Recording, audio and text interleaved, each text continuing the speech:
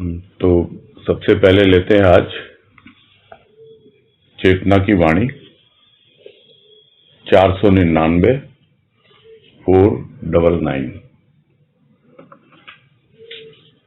और जिन्होंने प्रस्तुत किए वो अपना हैंड रेस करें।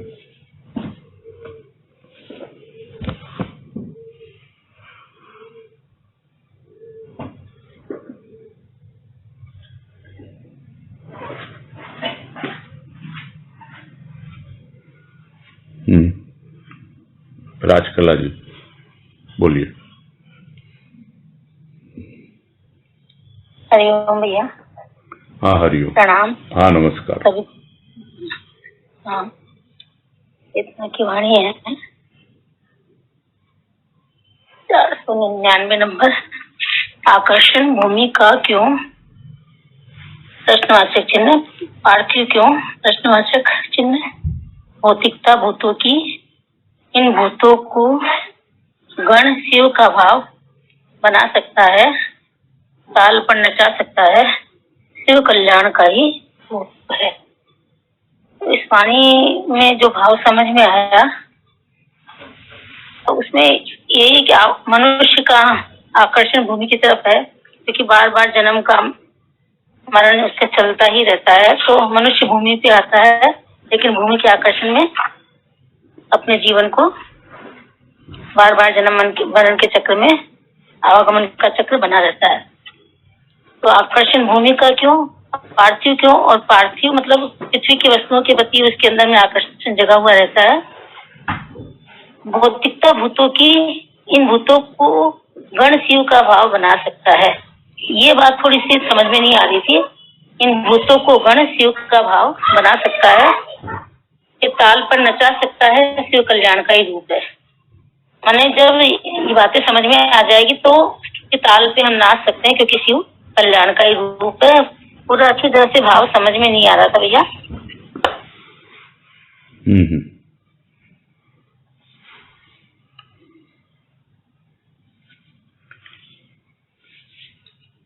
वाणी पढ़ लेते हैं फिर से।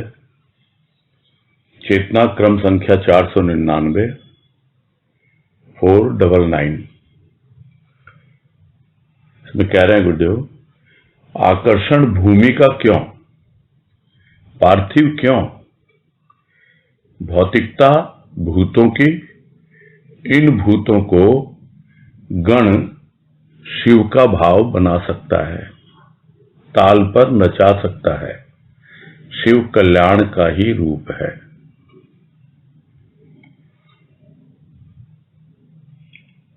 जब तक चेतना जागती नहीं है प्राणी की, तब तक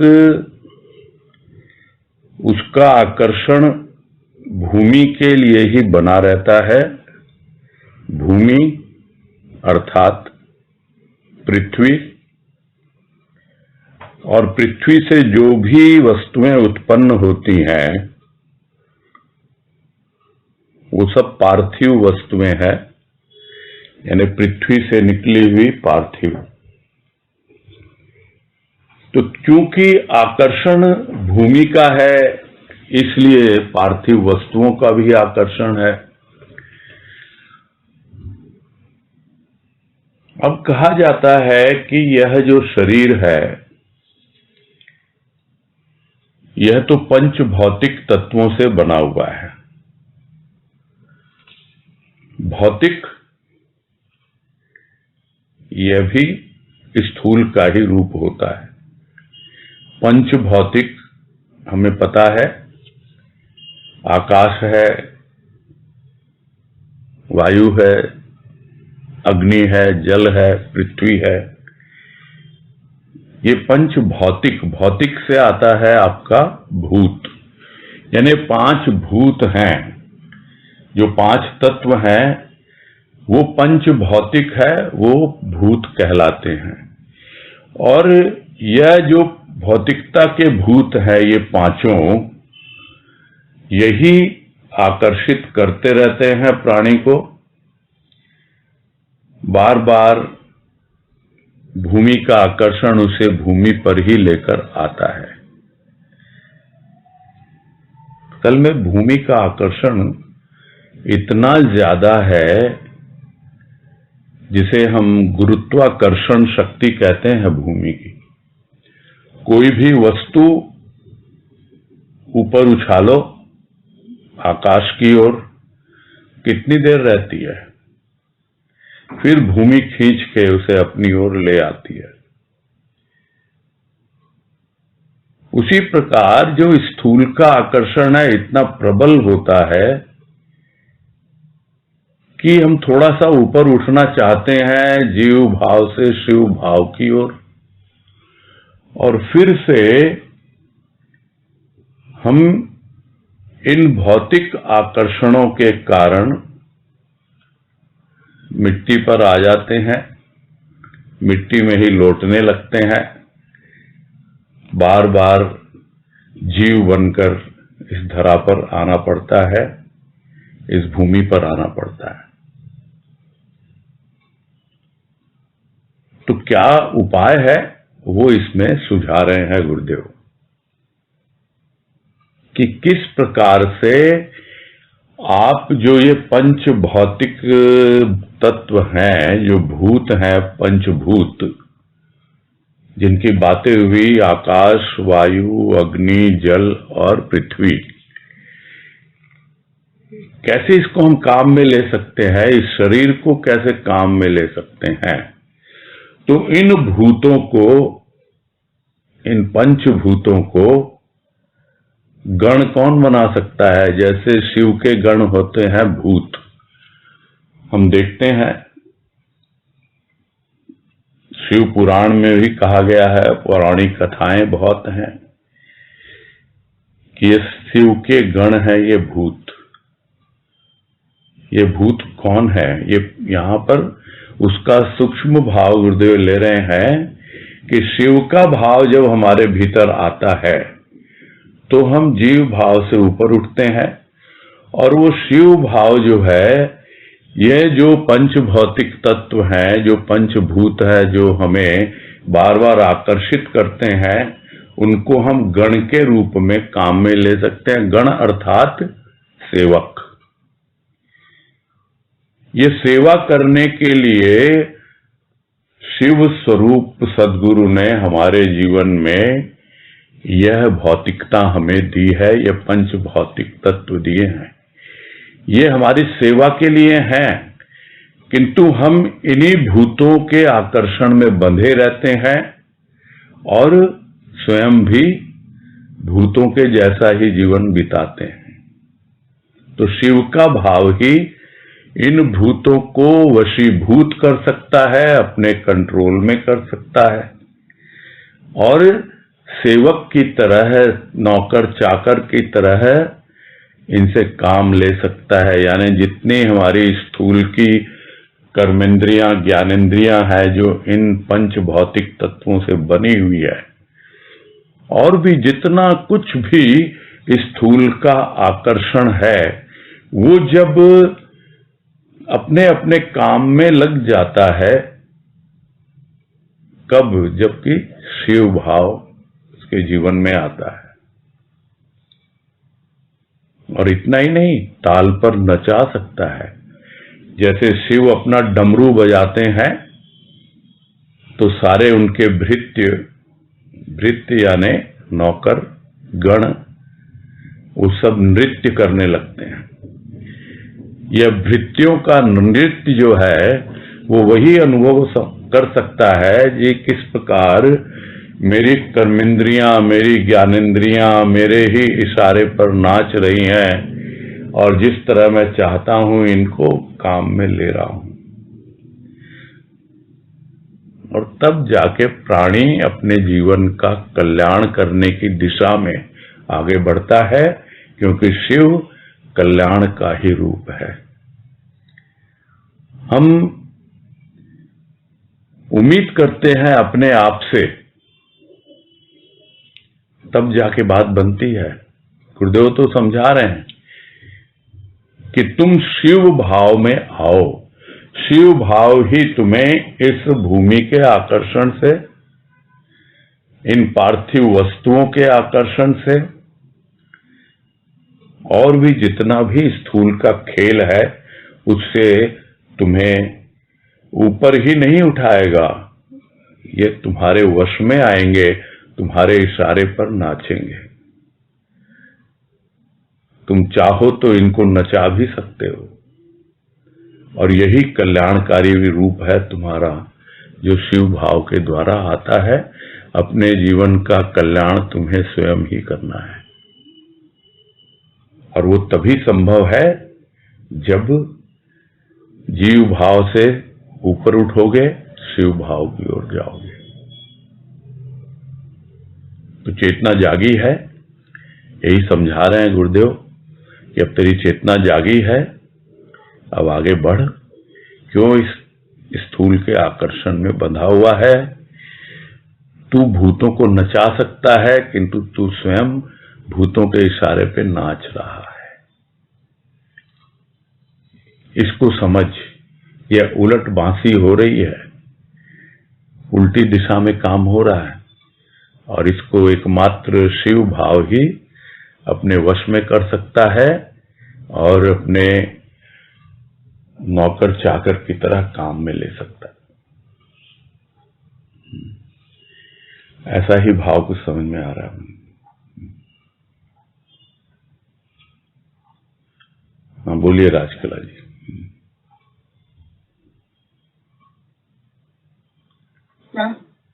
इसमें भैया जी इसमें कहा है कि भौतिकता भूतों की, ये 5 तत्व को ताल पर नचा सकता है। हाँ जी, शिव भाव 5 तत्वों को अपने कंट्रोल में कर सकता है। जो भौतिकता है भूतों की, उनको अपने नौकर चाकर की तरह, गण यानी कौन है? गण यानी सेवक।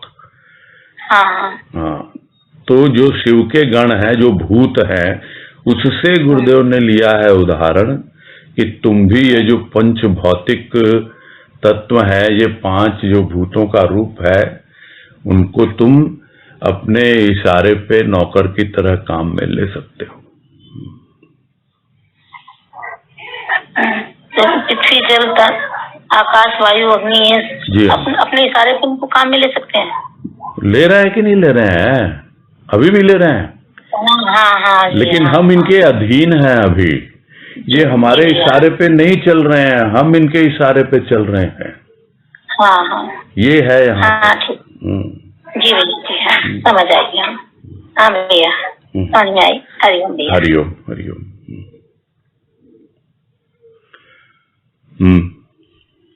और कोई बढ़े आगे? फिर नेक्स्ट है भक्ति की 889।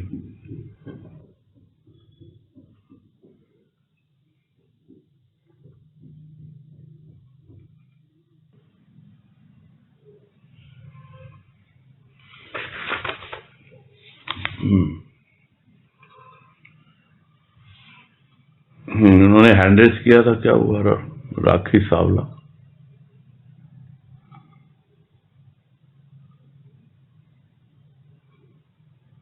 भैया जी वो अभी मीटिंग में नहीं दिख रहे हैं, शायद लेफ्ट कर गए। अभी आए? अभी आ गए। अभी आए। अनम्यूट करें इनको।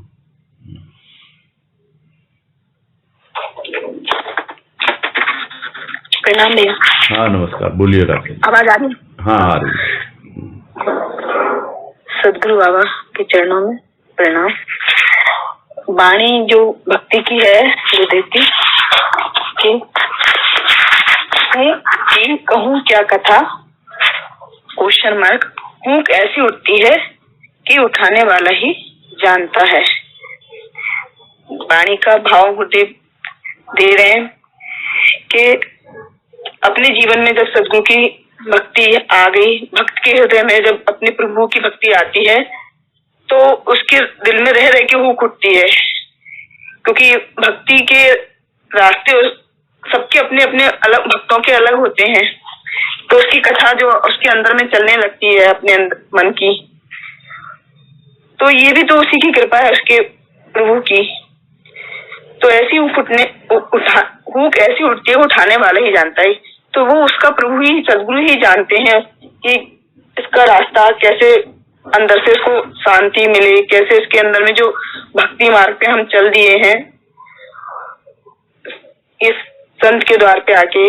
भैया जी कुछ बातें एकदम मन में क्लियर नहीं हो रही थी, तो इसी वजह से वाणी जैसे पहले करती थी, पर अभी बीच में बिल्कुल वाणी करना बंद कर दिया था, बिल्कुल भी नहीं कर रही थी साल भर से। तो मतलब जो बहनों के द्वारा, सत्संग के द्वारा ही मिलती थी वो ही सुन पाते थे।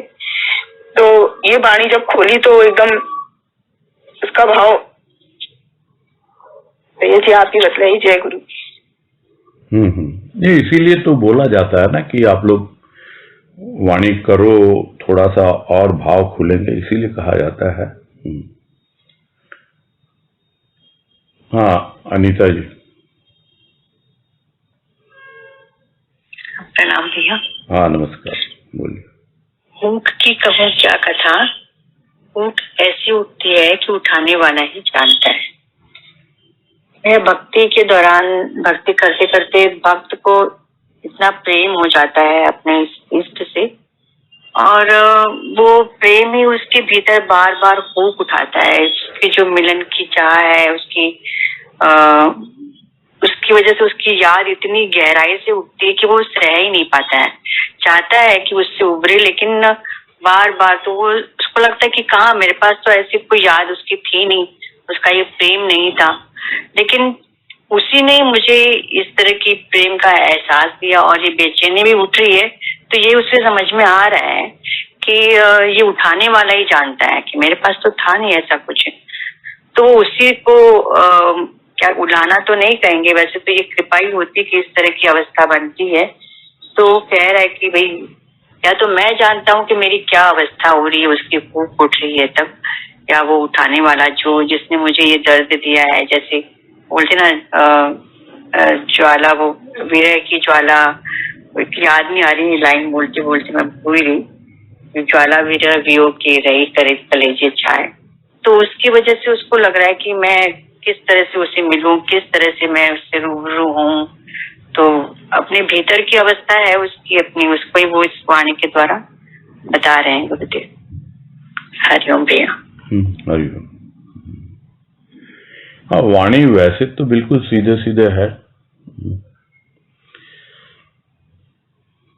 अगर भक्त से कोई पूछता है कि भाई तुम भक्ति कर रहे हो, उसके प्रेम और भाव में इतना मगन रहते हो,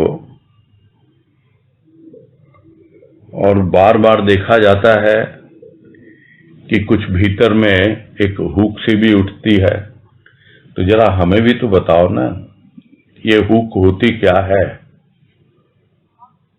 जरा इसकी कथा हमें सुनाओ तुम। हमें बताओ तो सही, क्या होती है हुक? तो क्या कहेगा, मैं क्या कहूं? और यहां गुरुदेव के शब्दों का जादू है। हुक, हुक शब्द को उल्टा किया कहूं, कि हुक की कहूं, क्या कथा कहूं? भाई आप तो कथा पूछ रहे हो, कहानी पूछ रहे हो, पूरी स्टोरी जानना चाहते हो कि बताओ भाई ये हुक क्या होती है, कहां से उठती है। हम तो भक्ति कर रहे हैं इतने वर्षों से, हमें तो कोई हुक नहीं उठी, नहीं उठी, मैं भी नहीं बता पाऊंगा।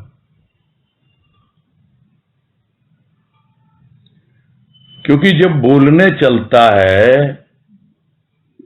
बोल नहीं पाता है। मुझे तो भजन की पंक्ति याद आ गई, जब भी कहता हूं एक हुक सी उठती दिल में, कह नहीं पाता इस मूक की विनती सुन ले।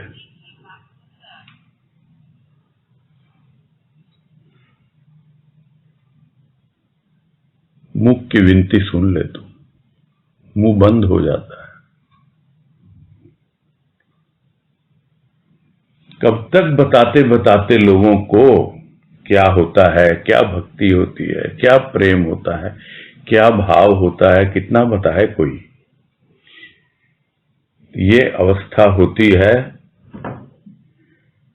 जब पूरी तरह उसके प्रेम में है, उसके विरह में ज्यादा होती है, याद आती है, सहन नहीं होती, इतनी व्याकुलता हो जाती है मिलन के लिए, भूख उठने लगती है। कुछ पूछे कोई तो क्या बताए, बोला नहीं मैं नहीं बता पाऊंगा। ये कहां से उठती है, कितनी जोर उठती है या धीरे उठती है, मैं तो नहीं बता नहीं पाता। ये उठाने वाला ही जानता है, वही जाने। तुम्हें अगर नहीं उठी तब क्या पता तुम्हें। जिसको मीरा कहती है ना कि जाके पैर न फटी बिवाई, सो क्या जाने पीर पर आई। तो हुक जिसके उठती है वही समझ पाता है, और वो उठाने वाला वही उसको बताएगा कि देख इसलिए हुक उठ रही है। और यही पहचान है भक्त की, यही पहचान है भक्ति की, यही पहचान है कि उसके प्रेम और भाव में इस तरह से व्याकुलता उसको आने लगती है कि बस सह नहीं पाता, उसके बिना रह नहीं पाता, मिलन के लिए एकदम व्याकुल हो जाता है। तो इसी अवस्था का वर्णन है यहाँ पर। बाकी तो बातें तो स्पष्ट ही है, साफ सुथरी भाषा में ही लिखा है गुरुदेव ने एकदम।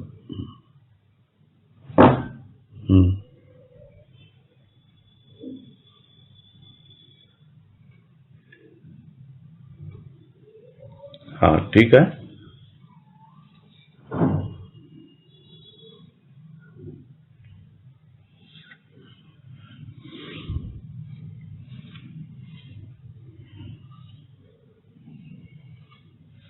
हाँ बोलिए राखी जी। हाँ प्रणाम भैया, नहीं वाणी का भाव आ गया अच्छे से समझ में। ठीक। प्रणाम भैया। हाँ हरिओम।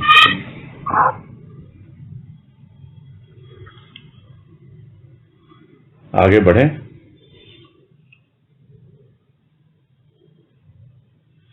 आगे है भाव की 210 210।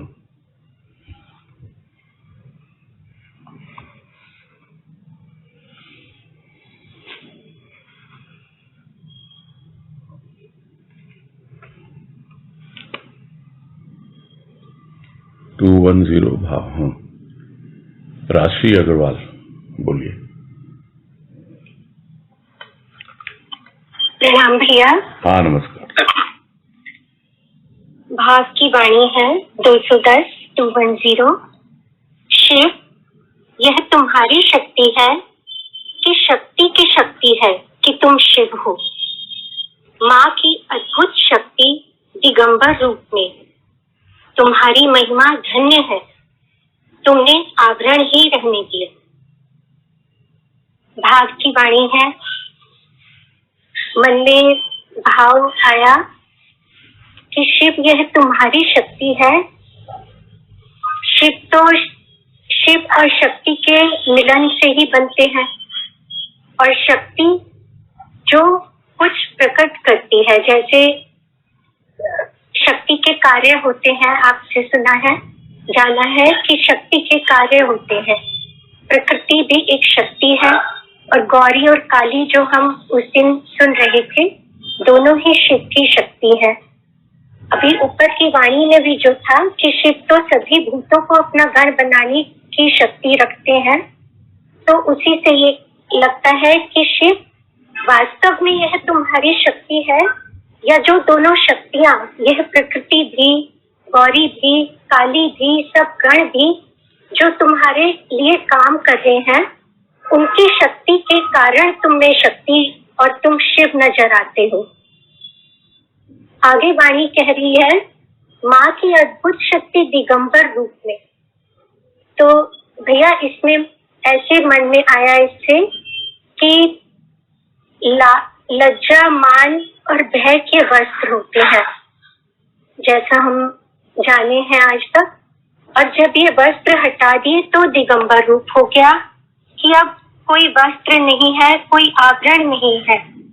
जो शक्ति जब काम करती है तो वो प्रकट रूप में नजर आती है और उसमें कुछ भी ऐसा नहीं होता जो सामने दिखाई ना दे, चाहे वो कृपा रूप में मतलब कल्याणकारी होता है या विध्वंसकारी होता है। प्रलय में भी और निर्माण में भी, दोनों में भी वो साफ नजर आता है। यही उसका दिगंबर रूप समझ में आ रहा था।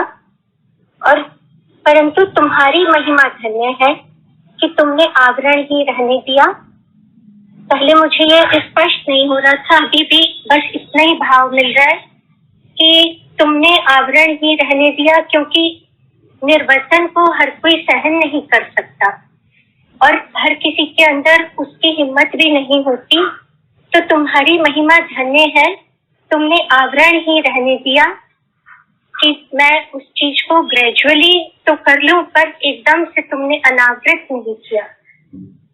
बस भैया यही ऐसे ही कुछ भाव आ रहा था। प्रणाम जी। हाँ, हरिओम।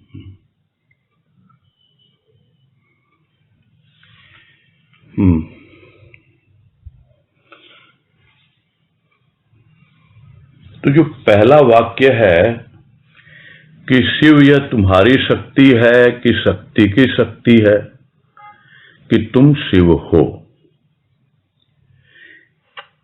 जब इसको हम समझ लेते हैं, इसका भाव पूरी तरह स्पष्ट हो जाता है, तब भाव की उस अवस्था का गुरुदेव की कृपा से हम अनुभव कर पाते हैं या पाएंगे, जिसका इसमें वर्णन है भाव की वाणी में। शक्ति के कार्य होते हैं, कोई संदेह नहीं है, किंतु जब एक अवस्था बनती है कि कुछ करना ही नहीं, अब तो जो करना था वो कर लिया, जिसे गुरुदेव ने समझाया कि यह तो अब कर्म का अवसान हो गया। कर्म का अवसान किससे हुआ? ज्ञान के द्वारा। और ज्ञान का अवसान किससे हुआ? ज्ञान का अवसान हुआ भाव की उस अवस्था तक पहुंचने के बाद जो हमें आत्मभाव में प्रतिष्ठित कर दे। जिस समय शक्ति का प्रस्फुटन होता है, जैसे फूल की पंखुड़ियां खुलती हैं, वो अवस्था जिसे हम कहते हैं एक्सपेंशन, फैल रहा है, फैलाव है, वो सृष्टि का फैलाव है। और फिर है संकुचन, यानी फिर से सृष्टि सिमट जाती है। तो यह चलता रहता है, निरंतर चलता रहता है, जिसे साधारण भाषा में हम समझना चाहें कंस्ट्रक्शन एंड डिस्ट्रक्शन, और शुद्ध भाषा में समझना चाहें तो निर्माण और निर्वाण, दोनों चीजें साथ साथ चलती हैं। हम निर्माण तो बहुत कुछ करना चाहते हैं, किंतु यदि निवृत्त नहीं हुए, निर्वाण नहीं हुआ, तो फिर कैसे निर्माण होगा? जब तक पुराना हटेगा नहीं तो नया आएगा कैसे? जब तक निरर्थक हटेगा नहीं, सार्थक आएगा कैसे? और यही तो कल्याणकारी भावना है शिव की, कि वो जितना भी निरर्थक होता है उसे हटाता है और अपनी शक्ति का प्रसार करता है, एक्सपैंड करता है, उसको बढ़ाता है। और जैसे जैसे हम उसकी शक्ति से अवगत होते चले जाते हैं, तब उसे समझ में आ जाता है कि अब इसे शक्ति की कोई आवश्यकता नहीं। फिर वो शक्ति को भाव में समेटने लगता है। तो ये प्रथम वाक्य का यही सार समझ में आ रहा है कि दोनों चीजें एक दूसरे से ओतप्रोत हैं, शिव और शक्ति, शक्ति और शिव। जब हम पूरी तरह से शांत होंगे, हमें क्या जरूरत है कुछ करने की? कुछ नहीं कर रहे, न ज्ञान प्राप्त करने की, न कर्म करने की। एकमात्र क्या रह गया? वो शिव भाव रह गया। और जब कुछ करना है तब वो शक्ति रूप में प्रकट होता है। और यदि हम उसी में लगे रहेंगे तो फिर विश्राम कैसे मिलेगा, शांति कैसे मिलेगी? तो यह निरंतर चलता रहता है। यह प्रकृति का रूप है। जो बात अभी आई, निर्माण और निर्वाण साथ साथ होता रहता है। और जब पूरी तरह से शक्ति खाली हो जाती है, खाली हो जाती मतलब शक्ति को जो अपना रूप दिखलाना होता है वो दिखला देती है, चाहे गौरी के रूप में, चाहे काली के रूप में। गौरी ने तो फिर भी अपने ऊपर आवरण डाल रखा है वस्त्रों का, किंतु काली के ऊपर कोई वस्त्र नहीं है। वो मां का दिगंबर रूप है। तो वो मां की एक ऐसी अद्भुत शक्ति है, काली मां की, कि हमारी समस्त कालिमा दूर हो जाती है। और जब समस्त कालिमा दूर हो जाती है तो फिर उस अद्भुत शक्ति का जो कार्य है वो भी पूरा हो जाता है। फिर वो अपने आप को समेट लेती है गौरी के रूप में, और पुनः वो वस्त्र धारण कर लेती है। तो यह तुम्हारी महिमा धन्य है कि तुमने आवरण ही रहने दिया। कि किसकी शक्ति है यह काली की है या गौरी की है या शिव की है? आवरण ही रहने दिया, यानी सब कुछ भीतर में पता है भक्त को, उसे सब ज्ञान भी हो गया। भाव की एक ऐसी अवस्था में पहुंच चुका है वो, और फिर यही कह रहा है, अच्छी बात है, आवरण ही रहने दिया। लोग यही समझेंगे इसमें कोई शक्ति ही नहीं है, ये तो कोई चमत्कार करता ही नहीं है। अच्छी बात है, शिव क्या चमत्कार करेगा? जो चमत्कार वो करना चाहता है वो स्वीकार नहीं लोगों को। वो चमत्कार यही करना चाहता है जो पिछली वाणी में था, कि देखो तुम किस तरह तुम्हारे इशारे पे ये जितने भी भौतिक तत्व हैं ये नाचते हैं, किस तरह तुम इनको काम में ले सकते हो। इसे दूसरों को दिखाने की आवश्यकता नहीं है। धन्य हो शिव तुमने आवरण ही रहने दिया। महिमा तुम्हारी धन्य है। तो भाव की एक ऐसी अवस्था का यहां पर वर्णन किया है गुरुदेव ने, जहां पर शिव और शक्ति, शक्ति और शिव, कहीं से शुरू करो, दिगंबर तो होना ही पड़ेगा। और जब दिगंबर हो जाएगा फिर आवरण भी आएगा। बाबा का रूप दिगंबर, और गुरुदेव ने अपने ऊपर रखा आवरण, कुर्ता पहने रहे। ये तो ऊपरी रूप है, किंतु भीतर में दोनों ही शिव भाव से ओतप्रोत हैं, दोनों ही शिव का रूप है। तो भाव में जब अनुभव में आता है वो शिव, वहां है ही नहीं, वहां कोई नाम नहीं, वहां कोई रूप नहीं, वहां कोई शक्ति नहीं, एकमात्र शिव ही शिव है। ऐसा ही भाव कुछ समझ में आ रहा है।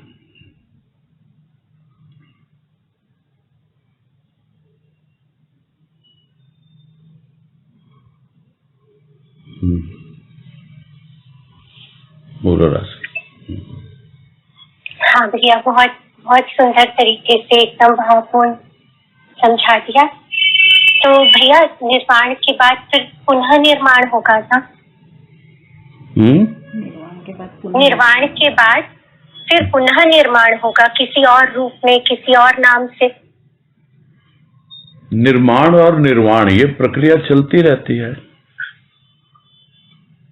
अब प्रयाण तक वो निर्वाण बना रहे।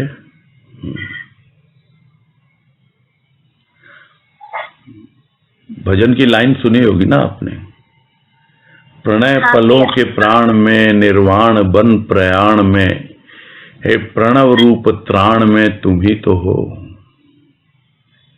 त्राण तो तभी होगा प्रणव रूप के द्वारा, यानी उस ओंकार स्वरूप सदगुरु के द्वारा, जब प्रणय पलों के प्राण में तो हो ही तुम, निर्वाण बन प्रयाण में, प्रयाण जब कूच कर रहे हैं यहां से, तभी तो वो अवस्था बनेगी कि आत्म तृप्त आप्त काम आनंद में समारा।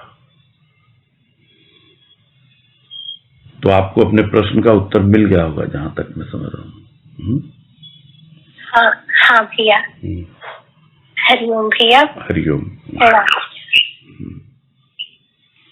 हाँ शकुंतला भाई। हरिओम भैया। हरिओम, बोलिए।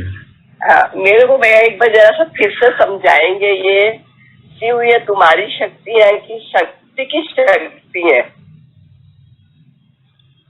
शक्ति की शक्ति है या तुम्हारी शक्ति है? हाँ। शक्ति को जब कार्य करना होता है तो शक्ति अपनी शक्ति दिखाती है। शिव ने तो शक्ति को प्रकट कर दिया, अब शक्ति का कार्य हो जाएगा तो वो वापस शिव में समा जाएगी, यही है। अच्छा। माँ अद्भुत शक्ति दिगंबर रूप में है, मतलब माँ की शक्ति भी बतलाई है इसमें। हाँ, तो कार्य पूरा हो गया ना। माँ मतलब अच्छा। बात काली माँ की आई ना अभी। हाँ हाँ हाँ। काली माँ का रूप दिगंबर है। हाँ जी। तो इस शक्ति में शक्ति फिर से वापिस समा गई शिव की शक्ति में। जी हाँ। कार्य पूरा होने के बाद। जी हाँ। अच्छा भैया, हाँ, समझ में आया। हरिओम भैया। हरिओम हरिओम।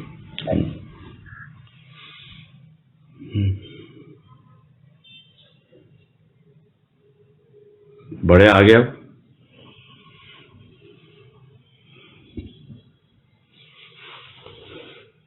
नेक्स्ट है ज्ञान की चेतावनी 720। भैया जी राजकला लटा। अच्छा, उनका तो बिजली वाणी में है ना, वाणी जो आने वाली उसमें भी है ना उनका, इसलिए कर लिया होगा उन्होंने।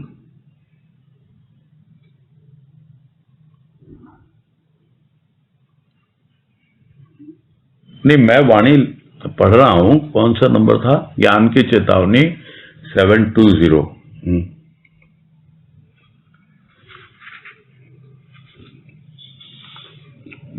जिनका है वो अपना हैंड रेज करें।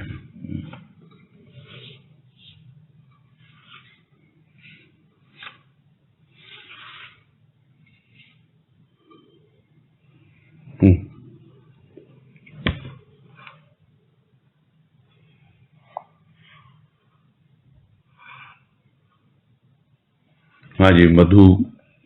पूरी नाम आएंगे। चलो आ जाएंगे, और भी हैं नाम इसमें लिखे हुए तो। चलिए मधु मुंद्रा जी बोलिए आप।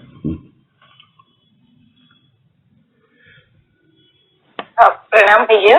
हाँ नमस्कार। ज्ञान की चेतावनी की वाणी है 720 720। तो मैं कह रहे, किनारे का व्यक्ति कराए, दुख के नारे लगाए तो समुद्र मुस्कुराए। क्यों?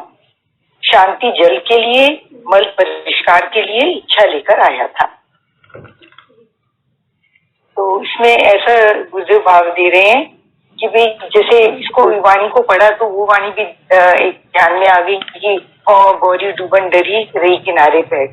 तो उस तरह का ही भाव इसके अंदर आ रहा था कि भाई व्यक्ति जो है अब क्योंकि ज्ञान होने लगा, उसको थोड़ा भक्ति भाव समझ में आने लगा, तो उसको फिर भी क्या है कि उसको अभी भी मतलब कभी चिंता होती है, फिक्र आती है, परिस्थितियां भी आती हैं, तो परंतु वो अभी भी पूर्ण समर्पण कर नहीं पाया है। तो समुद्र का रूप मतलब उसमें अपने संत का, अपने इष्ट का भाव बताया है। तो कह रहे हैं कि अभी भी वो पूरा समर्पण नहीं किया, इसके लिए खुद के ऊपर ही है कि भाई मैं क्या करूं। किनारे जैसे कि भाई किनारे पे बैठा हुआ है व्यक्ति, अगर समुद्र में गोता नहीं लगाएगा तो उसको मतलब ठंडक कैसे मिलेगी। तो इसी तरह से अभी भी वो खुद के ऊपर ही ओढ़ा हुआ है, तो इसके लिए किनारे पर बैठ करके मतलब दुख के गीत गा रहा है और तकलीफ में आए भर रहा है। तो कह रहे हैं कि क्यों समुद्र मुस्कुरा रहा है कि उसको देख देख के। तो पूछ रहे क्यों मुस्कुरा रहा है, तो कह रहे हैं कि शांति जल के लिए, मल परिष्कार के लिए इच्छा लेकर के। तो आया तो वो इच्छा यही थी कि उसको शांति रूपी जल मिल जाए और उसके मन के अंदर जो मल भरा हुआ है, मैल है अभावों का, वो दूर हो जाए। परंतु उसको अभी भी उन अभावों को अर्पण करना नहीं आया प्रभु चरणों में, तो इसके लिए वो अभी भी दुख के नारे लगा रहा है। तो उसको देख देख के समुद्र मुस्कुराए। तो भैया पहले तो जैसे मैं शायद वाणी पढ़ने में मैंने गलत करा था, मैंने शांति जल की जगह मैंने पढ़ा था शांति जल के लिए, तो मुझे समझ में नहीं आ रहा था। फिर चर्चा करने के बाद भी समझ में आया कि शांति जल के लिए, मतलब शांति जल के लिए वो प्रार्थना मतलब इच्छा लेके आया था। तो ऐसा भाव कुछ समझ में आया। हरि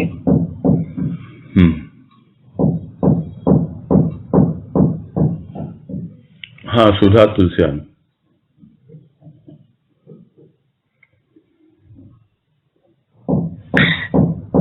प्रणाम भैया। हाँ, नमस्कार। किनारे का व्यक्ति कराए, दुख के नारे लगाए तो समुद्र मुस्कुराए। क्यों? शांति जल के लिए, मल परिष्कार के लिए इच्छा लेकर आया था।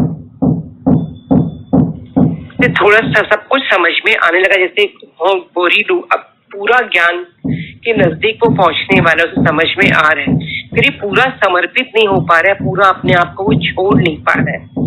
वो खड़ा है, किनारे तक पहुंच गया, उसके एकदम नजदीक पहुंच गया वो, लेकिन अपने आप को छोड़कर पूरा उसमें गोता नहीं लगा रहा है। जैसे कहते हैं ना, ठंडी उसको हवा मिल रही है, सब कुछ मिल रहा है, और फिर भी उसका कराना, उसका दुख के नारे लगाना, मतलब उसका अभाव उसका पूरा खत्म नहीं होता है। तो वो प्रभु खड़ा खड़ा मुस्कुरा रहा है उसका कि तू भाव योगी के पास आ गया, तूने उसके भाव को अनुभव कर लिया और फिर भी तेरा अभाव पूरा जा नहीं रहा है, छूट नहीं रहा है। तो कह रहे हैं कि क्यों आया तो था तू शांति जल के लिए मेरे पास, तो मतलब उसे समझ में आना चाहिए कि तू उसके पास गया किस लिए था और तू करा किसके लिए रहा था।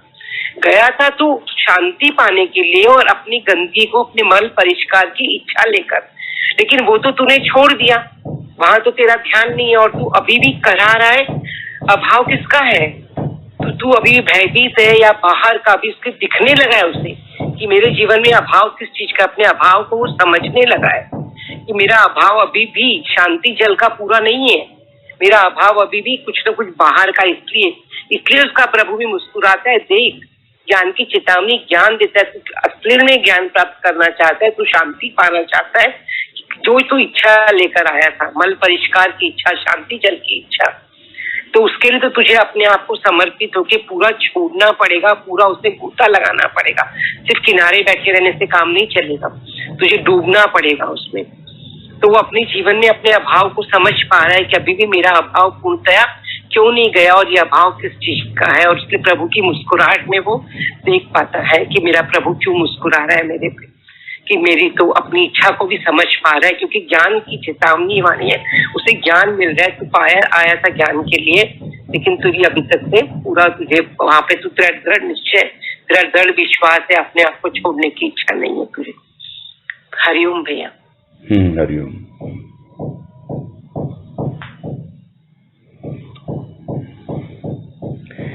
हाँ, इसमें यही भाव ज्यादा महत्वपूर्ण है समझने के लिए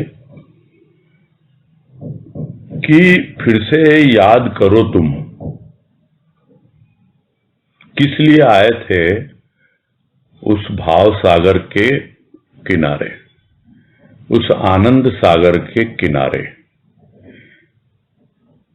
कहते तो हैं, हम भजन में भी गाते, तू भाव का सागर है, तेरी एक बूंद के प्यासे हम। चलो प्यास तो बुझ सकती है एक बूंद से भी, किंतु उसके अलावा जो तेरे भीतर अंतःकरण में इतनी गंदगी फैली हुई है और जो तू क्रोध, चिंता और इन सब की अग्नि में तू जल रहा है, वो कैसे शांत होगी? वो अग्नि कैसे शांत होगी? कैसे तुझे शांति मिलेगी? सोच के तो तू आया था कि हाँ भाई, भाव के सागर के पास जा रहा हूं। और जहां तक डूबनडरी की बात है, जो बातें आई, यहां डूबने के लिए कह ही नहीं रहे हैं गुरुदेव, यहां तो स्नान करने के लिए कह रहे हैं। स्नान करेगा भाव के जल में, भाव सागर में, तो शीतलता मिलेगी, शांति मिलेगी। यह स्नान भीतर का स्नान है, भाव में स्नान। एक स्नान होता है बरसात का, बरसात का जो स्नान होता है वो सीजनल होता है, जब बारिश का मौसम हो तभी। किंतु सागर तो हमेशा लहलहा रहा है, जब मर्जी हम जाकर के उसके किनारे स्नान कर सकते हैं, करते भी हैं। किंतु उसके लिए क्या चाहिए? उसके लिए चाहिए हमारा मन चंगा। तो कठौती में गंगा, ये कहा ना किसी ने। फिर तो आपके पास हमेशा है वो भाव का सागर, कहीं स्थूल रूप में यानी फिजिकली जाने की जरूरत ही नहीं है। बस उसके भाव में आप अवगाहन करो, स्नान करो, अपनी गंदगी को साफ करो और शांति प्राप्त करो। जितनी जलन है सब दूर करती है वो शांति, वो भाव। इसीलिए तो था ना तुम। बातें तो बहुत सुनी तुमने, और बातें बहुत कही भी ऐसी ही कि इसलिए मिला है ये जन्म, इसलिए मिला है मुझे सदगुरु, वो भाव योगी, वो भाव का सागर। सब कुछ तो सुना, कहा भी, तो फिर करा क्यों रहा है? दुनिया से किनारा करके ही तो तू इसके किनारे पे आया है, और किनारे पे आकर के भी तू अभी दुखी है, परेशान है। बड़ी आश्चर्य की बात है। तो यहां जो मुस्कुरा रहा है वो समुद्र, यानी वो भाव का सागर, किस लिए मुस्कुरा रहा है? उसकी बेवकूफी पे हंस रहा है, उसकी अज्ञानता का उपहास है ये। जोर से नहीं हंस रहा, मंद मंद मुस्कुरा रहा है कि देखो, याद कर ही नहीं रहा ये क्यों आया था मेरे पास। इसको कबीर ने कहा, आए थे हरि भजन को, ओटन लगे कपास। तो हम गए तो थे उसके पास कि हमें शांति मिले, हमारे मन का मैल दूर हो, पूरा अंतःकरण हमारा निर्मल स्वच्छ हो जाए, इसलिए गए थे। देवो अपना भाव, खूब मिले हमें तुम्हारा भाव।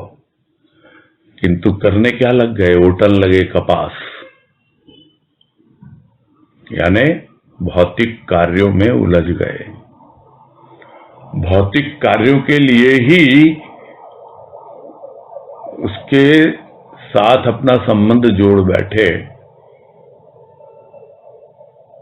इसलिए हंसता है वो, मुस्कुराता है। और स्वाभाविक है, जो करा रहा है तो वो दुख के ही नारे निकलेंगे उसके। चोट कोई और नहीं देता, चोट देते हैं हमारे अपने विचार। वही हमें भीतर ही भीतर कूटते रहते हैं, पीसते रहते हैं, परेशान करते रहते हैं, दुखी करते रहते हैं, और हम करहाते रहते हैं।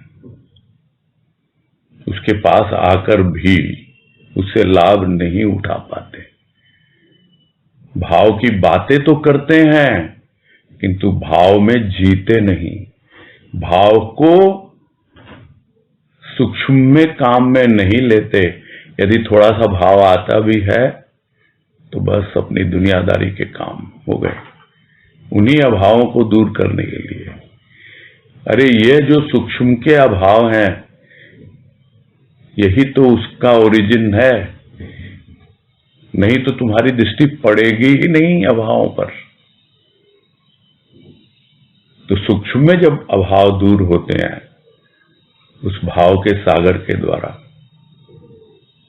तब अपने आप ही अंतःकरण का मैल दूर होता है, भीतर शांति मिलती है, और तब हमें उसके मुस्कुराने का अर्थ समझ में आता है कि अब तक तो मैं करा रहा था, समझ नहीं पा रहा था। तो यहां चेतावनी इतनी है कि तुम आगे बढ़ रहे हो ज्ञान प्राप्त करने के लिए, अभी भी पूरी तरह से उस भाव को जी नहीं पाए हो। भाव को जियो, अभाव दूर होंगे, दुख और कष्ट दूर होंगे। यही समझ में आ रहा है मुझे तो वाणी का भाव।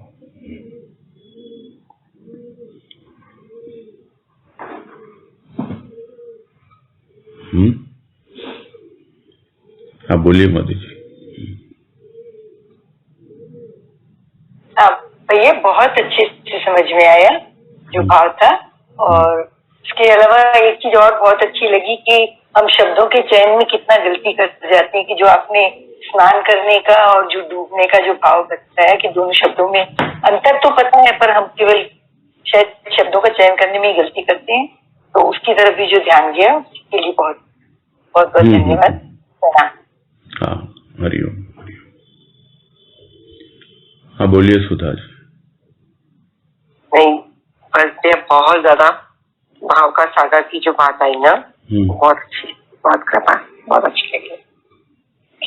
और गहराई में वाणी थी। ठीक, कृपा है उसकी।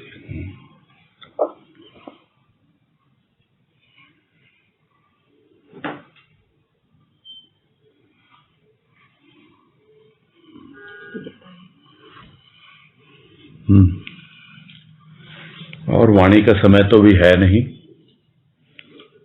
2-4 मिनट है। कोई और जिज्ञासा है? नहीं तो पूरा करते हैं फिर।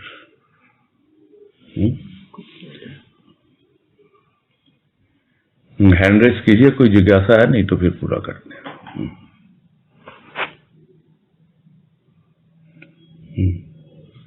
हाँ बोलिए राजकला जी।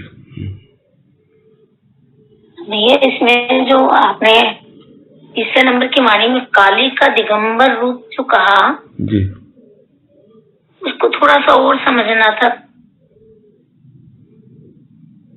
काली का दिगंबर रूप जो शिव तुम्हारी शक्ति है, शक्ति की शक्ति, इसमें थोड़ा सा यही पूछना था। माँ की अद्भुत शक्ति दिगंबर रूप में, ये जो आया ना शब्द, माँ की अद्भुत शक्ति दिगंबर रूप में, ये वाक्य था ना। हाँ ये तो वो माँ कौन है? वो काली माँ है।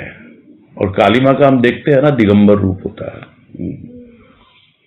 किंतु उसने क्या किया? उसने तो आवरण ही रहने दिया ना। यानी काली माँ का दिगंबर रूप कैसे भैया?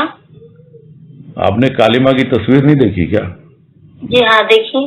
हाँ फिर कलकत्ते के रहे हुए हो आप तो, अभी ग्वालियर में हो तो क्या हुआ? हाँ हाँ हाँ हाँ काली पूजा होती है, मूर्ति देखी होगी, तस्वीर देखी होगी। हाँ हाँ हाँ देखिए। हाँ फिर उसमें दिगंबर रूप नहीं होता क्या? वो मुंड माल लगा होता है गले में, बस और क्या है। अच्छा जी और गौरी जो है उसके ऊपर आवरण है, तो वही कह रहे हैं, आवरण ही रहने दिया। अच्छा, ठीक है भैया, ठीक है। ठीक है भैया, प्रणाम। हाँ, हरिओम हरिओम। ठीक है, फिर पूरा करते हैं अब।